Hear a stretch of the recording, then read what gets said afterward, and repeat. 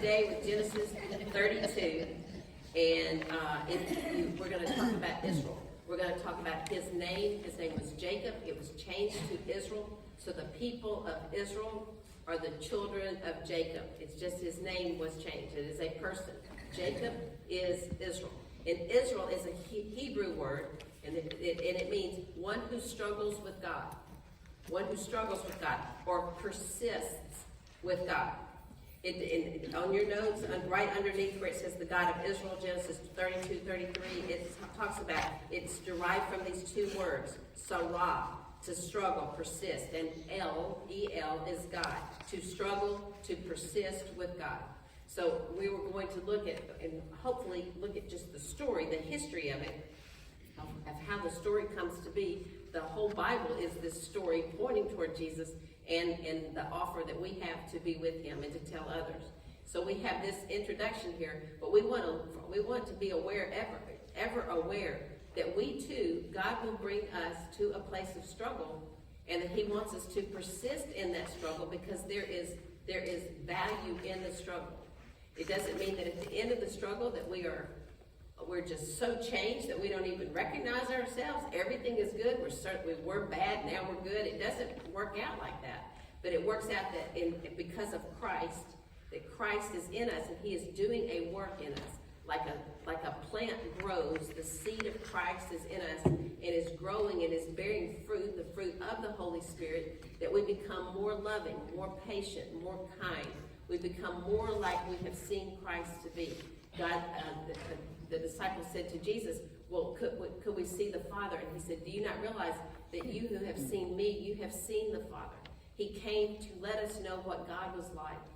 He came to let us know how it's going to look when he works in us, that we purpose to work with him, to develop the character of who he is and the power of what that is in us to do the things he's called us to do. So we can kind of put ourselves in the story to say we are like Jacob and that we will wrestle with God. And not to change that scenario and think because we wrestle with God that we are not blessed. We are blessed because we wrestle with God. And that he will bring us into struggles. He will bring us into places that break our will. It reminds me very much of, I had an older brother, and he would hold my arm up behind my back until I would say what? Uncle. I don't know what. But it was like you were just determined. I'm not going to say it this time, but there comes a time that uncle seems like the greatest thing you could ever say because it would relieve the pressure. And so in this way, God wrestles with us until we submit. That's what he was wanting me to do, is submit to him. Okay, you win. And God wants us to say you win because it is in our weakness that his strength is perfected in us. He wants us to realize we are weak, struggle with him, arm wrestle if you will. Who is stronger? And that when we realize, we are no match, then we start finding, but you are with me. You are stronger than I, and you want me to be with you. And we find great comfort knowing that we have struggled with God and found him so much stronger that it brings us the security of living our lives. So we look back at the wrestle and we find ourselves very comforted. I'll apply that to Anita's testimony of finding, Lord, just give me the strength. Knowing that there is a strength that is greater, that we do not have to live this life on our own. Okay? So let's start with, it is going to be on the bottom of page 44. As Jacob started on his way again, he's leaving Laban. He is leaving the father-in-law, but Jacob has with him lots and lots. He has all these children. He has 13 children.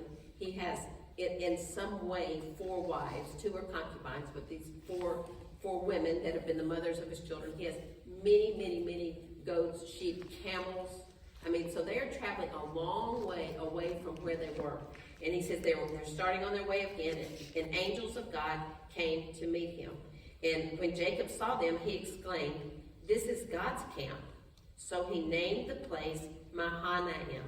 And it means camp of two camps, is what that word means. And the best I can understand and it certainly would go well with the teaching, is that it's like this was his camp, but this is also the camp of the Lord. And it's at the same place. We're seeing that he's at this place where he sees them, and we know that before he named the place, this is the entrance of God. Remember when he saw the ladder?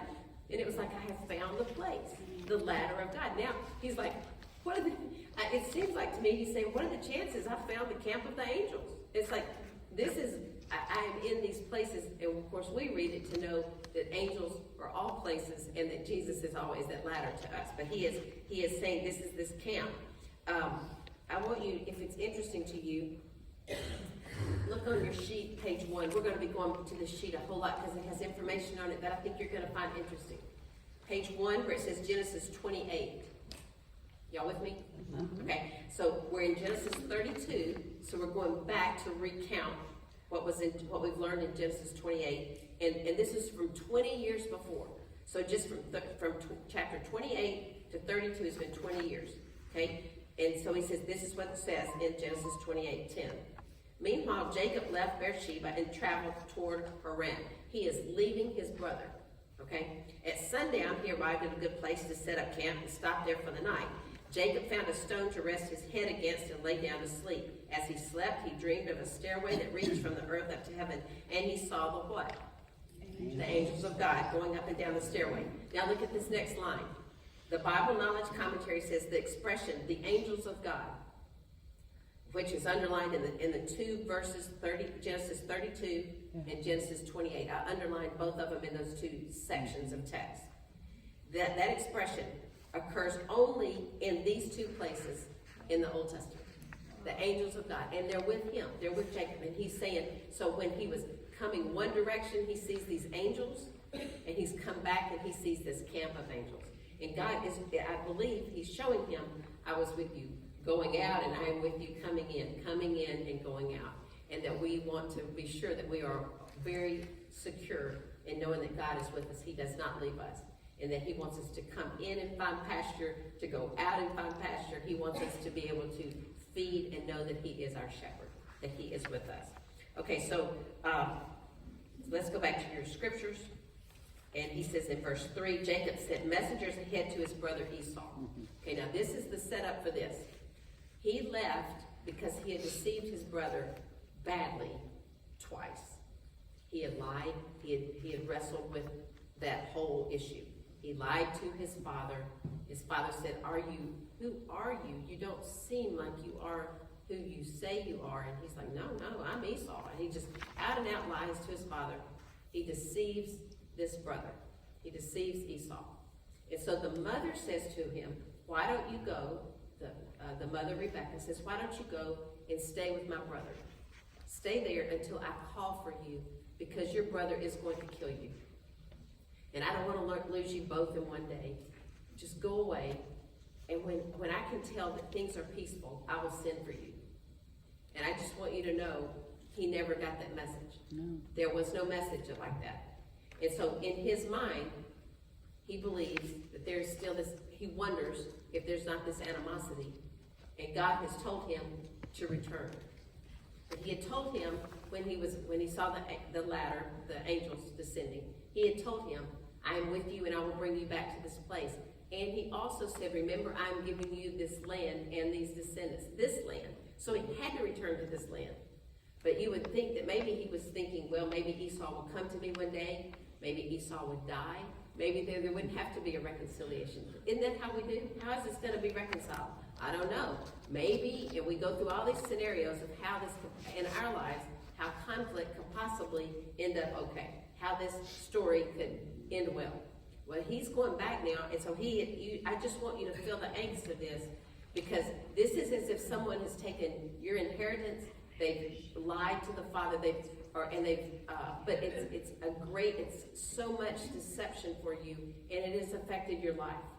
It has affected your life forever. That's what he's looking at with meeting Esau. So verse 3, Jacob sent messengers ahead to the brother Esau, who was living in the region of Seir in the land of Edom. He told them, give this message to my master Esau. So he's given this messages to go ahead and find Esau. Humble, this is what the message said. Humble greetings from your servant Jacob. You hear it? Yeah. Subliminally, please don't kill me. Until now, I have been living with Uncle Laban, and now I own cattle, donkeys, flocks of sheep, and goats, and many servants, both men and women. I have sent these messengers to inform my Lord of my coming. My Lord, who's he calling his Lord? Esau. I am submissive to you, is what he's saying, hoping that you will be friendly to me. That's the message he sent. And after delivering the message, the messengers returned to Jacob and reported, we met your brother Esau. So he immediately knows he's alive. Okay, we found him, Esau, and he is already on the way to meet you with an army of 400 men. Okay, so this is terrifying. If I told y'all right now there's 400 men coming in here to get us, we would be terrified. Much less this, okay? And so he says, Jacob was terrified at the news. He divided his household, along with the flocks and herds and camels, into two groups. He thought if Esau meets one group and attacks it, perhaps the other group will live. He's just like, we can't just all go down like this. Maybe we'll get far enough away that they'll go one direction, at least some will survive. So I want you to realize this is a life and death situation. Really a life and death situation. Okay, then Jacob prayed, O God of my grandfather Abraham, and of God of my father Isaac. O Lord, you told me, return to your own land and to your relatives. And you promised me I will treat you kindly. I am not worthy of all the unfailing love and faithfulness you have shown to me, your servant. When I left home and crossed the Jordan River, I owned nothing except a walking stick. Now my household fills 2 large camps. O Lord, please rescue me from the hand of my brother Esau. I am afraid that he's coming to attack me along with my wives and children. But you promised me I will surely treat you kindly, and I will multiply your descendants until they become as numerous as the sands along the seashore, too many to count.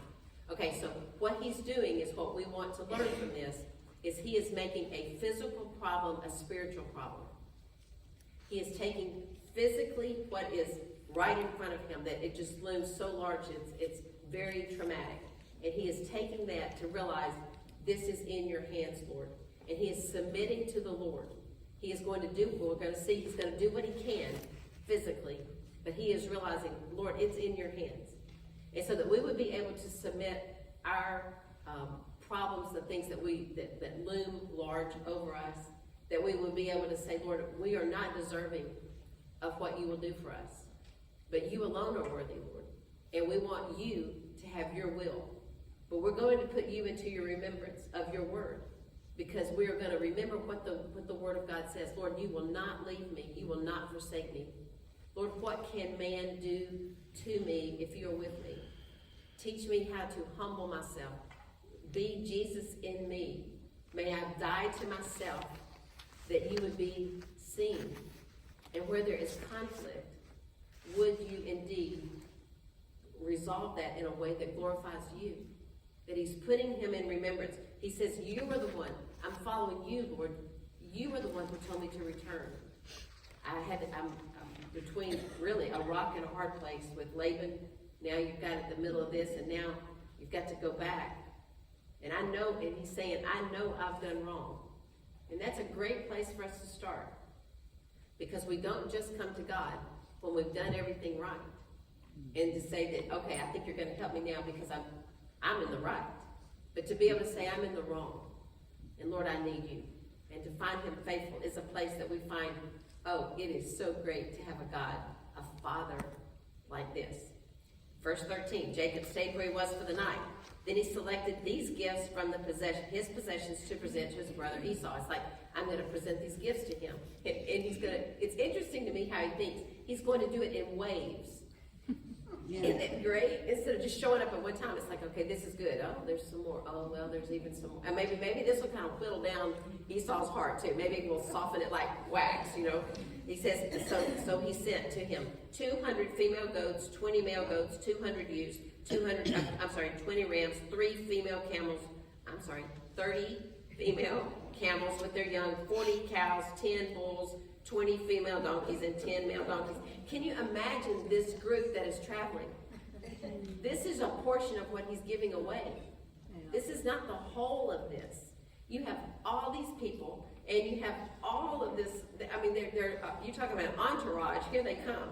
He divided these animals into herds and assigned each to different servants. Then he told his servants, go ahead of me with the animals, but keep some distance between the herds from each other. He gave these instructions to the men leading the first group. When my brother meets you, he will ask, whose servants are you? Where are you going? Who owns these animals? And so he's saying, he's going to ask you, so this is what you're going to say. You must reply, they belong to your servant, Jacob.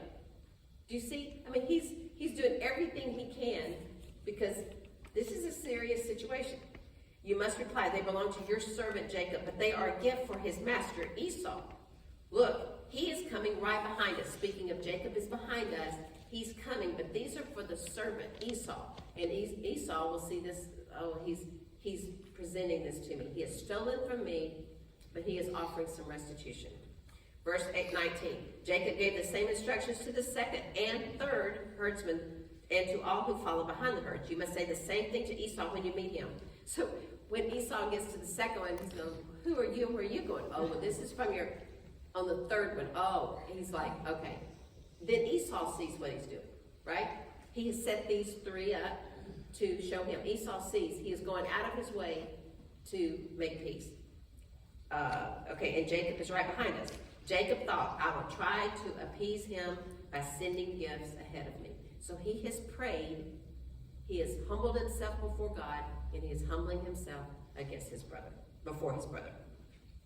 When I see him in person, perhaps he will be friendly to me. So the gifts were sent on ahead while Jacob himself spent the night in the camp. During the night, Jacob got up and took his two wives. So you get the idea, I get the idea from this that he's gone to bed because it's during the night. And he's already done this other work. It's like, I kind of see it. I'm not sure I'm right, of course. I kind of get the idea he lays down and thinks, I could do one more thing. And so it seems like he gets back up. I'm not sure of that. But during the night, Jacob got up. I think that meant from sleeping, I don't know, sleeping, and took his two wives, his two servant wives, and 11 sons, and crossed the Jabbok River with them. After taking them to the other side, he sent over all his possessions.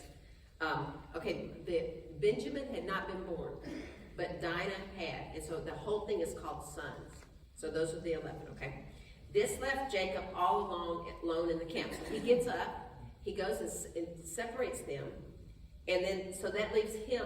Now, he's sent the three groups ahead, and now he's taken his family, and he's taken them to the other side, separate for him, because I'm sure he's thinking, he's coming after me. So there's no reason to put these people in harm's way. So he gets up, moves them, comes back. So I don't get the idea that this is early in the evening. I think he's gone to bed, he's gotten up, he's gone and moved all this, come back, and he's alone in the camp, and a man came and wrestled with him. I mean, who would you think that was? I would think it was Esau, right? It's like, because this is not like a place that you have motion lights, right? I mean, this is dark. This is in the night. And so he has this man that comes and wrestles with him until the dawn began to break. So I don't know how long it was, but it's starting to be light. And when the man saw that he would not win the match, whoever this man is, he could not win the match, he touched Jacob's hip. Just touched it. Just a touch. Just a touch on his hip, and he wrenched it out of its socket. Then the man said, let me go, for the dawn is breaking. In other words, it's about to be light. Let me go. But Jacob said, I will not let you go unless you bless me. Jacob is understanding things that we don't have that information, but he realizes this one is stronger, and he will not let him go until he blesses him. We're going to see later that he realizes who he is. But at this point, that's all the information we have. What's your name? The man asked. Okay, what he's going to have to say is, because of the meaning of his name, what he's answering is, I am Jacob, I am the deceiver. That's what he's asking, who are you? And when Jesus asked us, who are you? Who am I? We need to be honest with that. Because it is in that honesty that we find God the strongest. It is when we're not saying, I'm pretty good, I'm fine, I just need a little help here. That is not who God is looking for. He is looking for one who says, I want to die to myself and find your strength. Where I am weak, you are strong. And he's saying, what is your name? And he's saying, I'm the deceiver. That we would be able to say the ways that we know we came into this life and the ways that have been developed because of our environment. This is who we have ended up being. These are the choices I've made. These are the good choices. These are the bad choices. But that we would have that relationship with God to be able to say, this is who I am. It reminds me of the musical. Kathy, what is the musical? When he pulls his shirt open and he says, I'm 2, 4, 6, 4, 1 or whatever. Les Mis. Thanks. Les Mis. It's a guy. He's a prisoner, and he's got his number on his chest when he was in prison. And so but he's dressed like this. He's become a good guy. He has become a good guy at this point. He is following God, actually, as the musical goes. And so, but they come to this place, and they said, who are you? And he says, who am I? And he pulls his shirt open, and he calls himself by those prison numbers. This is who I am. And so then there's chaos that erupts. But you see that we carry much of that with us. We know who we are, and it is okay for us to say that to God. Who are you, Debbie? I am a prisoner. Who are you? I am all these things. And that to know that this Father is just waiting for me to say it so he can say, I am here for you. But we wrestle against that because he's wrestling it out of us to where we will not depend on our dysfunction to get us through this life. He is trying to wrestle that out of us to where we find that he is stronger, and we find great comfort and great strength in knowing that we're not all that we want to be. It is a wonderful thing. I'm not enough, and I'm okay, because God is enough and he's with me. It's a completely different way of living, and one is so much not comparable to the love and the joy and the peace that comes from knowing we are not enough, and that we are with a God who is more than enough. It's the two cannot be compared. Okay, so as we go, so he gave instructions, and he says, I'm going to appease him. The man comes, wrestles with him until the dawn began to break. Verse 25 at the bottom of the first column, page 45. When the man saw that he would not win the match, he touched Jacob's hip and wrenched it out of socket. The man said, let me go, for the dawn is breaking. But Jacob said, I will not let you go unless you bless me. What is your name? The man asked. He replied, Jacob. Your name will no longer be Jacob. The man told him, from now on, you will be called Israel. He's changing his name right here. You are no longer going to be called the supplanter, the deceiver. That's not going to be your identity. That's not what you're going to answer every time that you think of yourself. You have wrestled with me, and the blessing is that I am changing you. And your name is not going to be Jacob. You are going to be called Israel, because you have fought with God and with men and have won. Now you should be asking, did he win? But the idea here is you won in that you endured.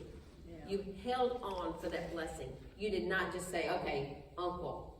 Mm-hmm. But you continued to strive with God. You continued to work it out. You continued to wrestle with God, and you have won. Please tell me your name. Please tell me your name, Jacob said. Isn't that funny? You see these men just tumbling and tumbling and tumbling. One says, what's your name? And the other says, what's your name? I think that's so funny. Why do you want to know my name? The man replied. I think I would say, why wouldn't I want to know your name? But he says, why do you want to know my name? The man replied. And then he blessed Jacob there. The greater blessed the lesser. Okay, and he's blessing him. He blessed him there. Jacob named the place Peniel, Peniel, which means face of God. For he said, I have seen God face to face, yet my life has been spared. He knows this is God who has come to struggle with him. Okay, so it says, no man has seen God and prevail and live. And he says, no, I have seen God, and yet my life has been spared. We could spend a lot of time going through this, and it's all fascinating. I love going down all the little rabbit holes and stuff. But I don't think that we are going to accomplish what we want here if we stay right here. But I will give you one possibility, to present it, I want us to look at something else, okay? Just to bring some more information in. So let's go. What we're doing is we're saying, who is the man? That's why we're taking this stop. So I want you, if you will, to go to page 2 in your notes.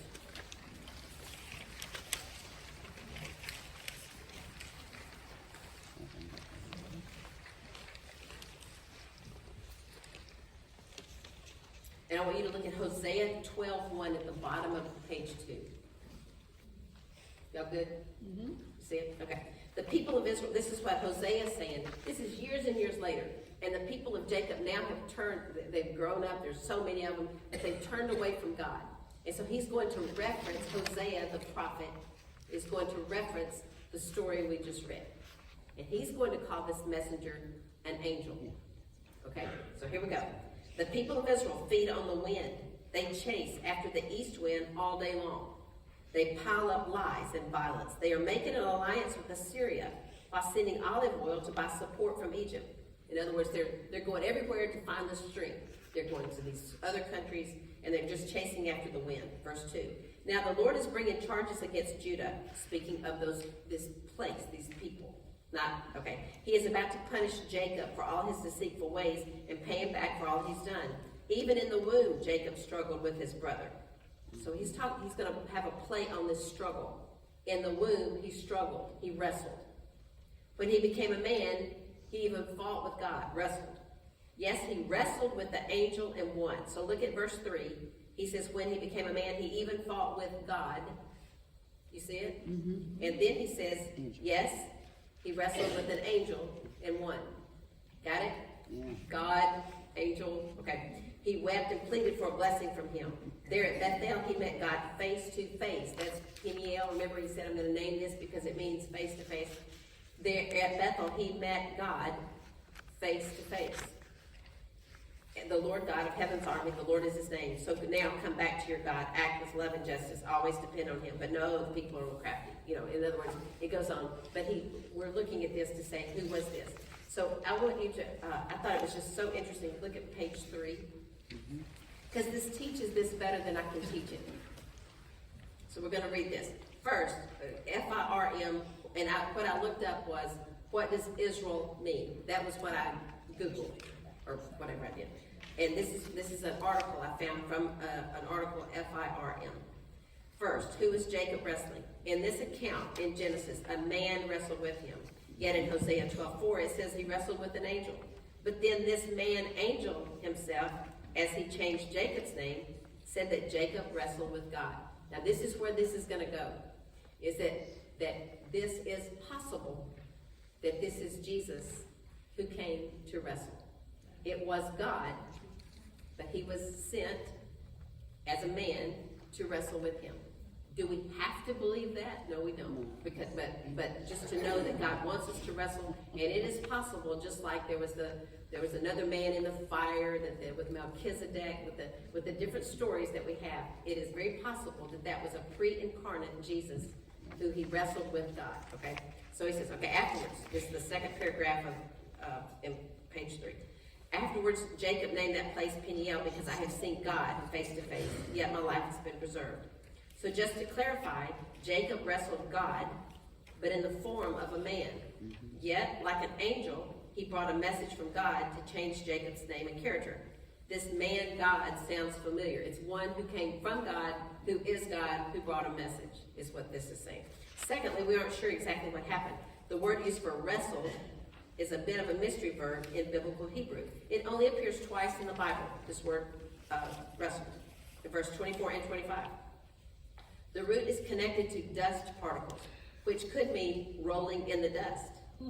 But when Hosea says Jacob wrestled with an angel, he uses a different Hebrew word. In this case, it's a word that means to prevail or have power as a prince. So one could say, Genesis 32, that's our text today, says this man God came to Jacob to get dirty, to roll around in the dust with him. Then he gives him a new name and character. as one of the prevailing power and influence with God. So he's indicating this is Jesus who was sent from God to be in the earth with us, to wrestle with us, to get dirty in this earth, in this world. He came to us to send us a message to change us. And it is the message from God, because God sent that message to us. I thought it was fascinating how he said it. Okay, so go on down to, he told him verse 28 in your Bible, 32:28. Your name is now not going to be Jacob, it's going to be Israel, because you fought with God, with men, and have won. They asked each other's name. Verse 31, the sun was rising as Jacob left Peniel, and he was limping because of the injury to his hip that was just touched. Even today, the people of Israel don't eat the tendon near that hip socket because of what happened that night when the man strained the tendon of Jacob's hip. Okay, so yeah, I looked that up, and it was like in 2026. Does that mean that and Orthodox Jews still do not eat that because of that? That is something that they know that was considered something that God did, and to wrestle with Jacob. Okay, so he is going to limp from then on. My father was far from a scholar, but he had a lot of sayings. He was a used car dealer, so he had learned a lot about life. And one of his sayings was, never trust a man without a limp. And it meant, don't ever trust anybody that looks just so perfect. Like, I've got it all together, everything's fine, I'm good, I've always been good, there's nothing behind this, facade. Don't trust that person. And so this man, he's going to limp at this point from here on, and it will remind him of his weakness and the strength of God. And don't we all, that have struggled with God, don't we all limp a bit for the rest of our lives? It's like, but it is a great thing, because it causes us to know that we are the weaker and that we serve the stronger, and he loves us. So he says, okay, 33. Jacob looked up and saw Esau coming with his 400 men. There they are. Yep, 400 fighter army people. So he divided the children among Leah, Rachel, and 2 servants' wives. He put the servant wives and their children at the front. That's not very great. Here, I'll be a gentleman. You go first. Yeah. He put the servant wives and their children at the front. And this is sad to me, because once again, you're going to see the order of importance that he has placed on them. I think it says he put the servant wives and their children at the front, Leah and her children next, Rachel and Joseph last. And Jacob went on ahead. As he approached his brother, he bowed to the ground 7 times before him. Then Esau ran to meet him and embraced him, threw his arms around his neck, kissed him, and they both wept. Okay, now this sounds like, well, everything's going to be fine from now on. But we know in life it doesn't work like that, right? Right. I mean, if you went to meet somebody now that you hadn't seen in 20 years, there was conflict and y'all really got along well, when you leave, you still don't know how it's going to look in 5 years. You don't know that. It's been such a short amount of time. It went well, but we're going to see that these 2 guys are not going to live happily ever after. There's not going to be conflict, but they're not going to live, they're not even going to do what they say. Jacob's not even going to do what he says. Okay, so, I mean, you still got, once again, he's wrestled with God, but he's still who he is. So many people don't want to come to God because they're like, I don't want to change that much. It's right. Honestly, that's not going to be the problem, right? That is not your problem. Okay, so they wait at verse 5. Then Esau looked at the women and children and said, Who are these people with you? It sounds like you're going home for Christmas or something, and you're going to see let's say some uncle or somebody that, or even their grandfather, that they know. They're like, well, who are these people? You know, that it's like, it's a nice way of saying, well, where'd you all come from? Well, look, where'd you get all these people? And that's what he says. Who are all these people with you? Because he's already told him, remember? He's told him, I have all these people. He's told him all these things. These are the children God has graciously given to me, your servant, Jacob replied. Then the servant wives came forward with their children and bowed before him. Next came Leah with her children, and they bowed before him. Finally, Joseph and Rachel came forward and bowed before him. And what were all these flocks and herds I met as I came? Esau said, it's like, where did all the animals come from? Jacob replied, they are a gift, my lord, to ensure your friendship. My brother, I have plenty, Esau answered. Keep what you have for yourself. But Jacob insisted, no, if I have found favor with you, please accept this gift from me. And what a relief to see your friendly smile. It's like seeing the face of God. What an interesting thing that he would say. He has seen the face of God, but he is seeing what God has done for him. And it is as seeing the face of God. It is so interesting. If I can find this quickly, I thought it was so interesting. Look on page 4.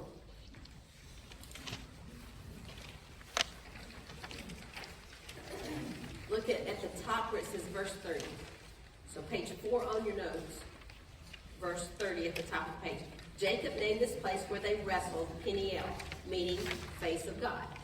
Are y'all with me? It's actually on our verse on page 3, about in the middle. It's just, Sorry. yeah, that's okay. It's okay. Thank you. Yeah. Thank you. Would you say, do y'all have it? Page 3, about the middle, verse 30. Yeah. Just to tell y'all, I have more notes on here, and then when I didn't get it done right for y'all. Okay, so that's the mix-up. Okay, thank you, Marcia. Thank you so much. Okay, so we're on verse 30. Is that good enough? Verse 30. Jacob named this place where they wrestled Peniel, meaning face of God. He knew he had seen God face to face and was spared. It was daybreak when Jacob left limping. Because of this renowned story, the people of Israel still don't eat the tendon near the hip socket. Now look at this. Luke 2:36, which is the next part. Anna's father. Let's stop just a second. Who is Anna in the New Testament? Anna and Simeon, who were at the temple. Anna and Simeon are in the temple when they first bring Jesus. And Anna has been in the temple just waiting to see God's face through this Messiah, right? And so you have Simeon, that was Simeon who was saying, now I have seen the face of God and I can die. And Anna was in the temple, she was a widow, and she's awaiting this Messiah, the face of God.